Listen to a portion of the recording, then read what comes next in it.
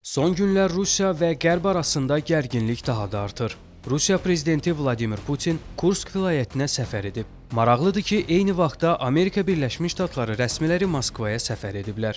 Bu hadisələr təsadüfdürmü? Yoxsa arxasında ciddi siyasi planlar dayanır? Vladimir Putin Kursk vilayətinə səfər edərək burada hərbi və təhlükəsizlik məsələləri ilə bağlı görüşlər keçirib. Kursk vilayəti Rusiya-Ukrayna müharibəsində strateji əhəmiyyətə malik bölgələrdən biridir.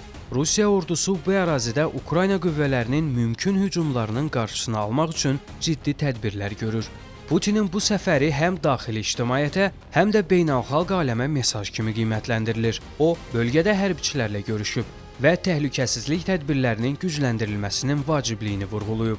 Kremlin sözçüsü Dmitri Peskovun sözlərinə görə bu səfər Rusiya ordusuna dəstək xarakteri daşıyır və Moskvanın bölgədə nəzarəti tam ələ almaq niyyətini göstərir. Eyni gün ABŞ-dən bir neçə yüksək rütbəli rəsmi Moskva ilə danışıqlar aparmaq üçün Rusiyaya gəlib. Səfərin məqsədi tam açıqlanmasa da, bəzi mənbələrə görə danışıqlarda Rusiya ilə Qərb arasındakı münasibətlər, Ukrayna münaqişəsi və mümkün sülh şərtləri müzakirə edilib. Ekspertlərin fikrincə bu səfər Qərbin Rusiya ilə gizli diplomatik təmaslarını davam etdirmək istədiyini göstərir. Həmçinin ABŞ-nin Ukraynaya hərbi yardımı və Rusiyanın nüvə doktrinası da əsas müzakirə mövzularından biri olub.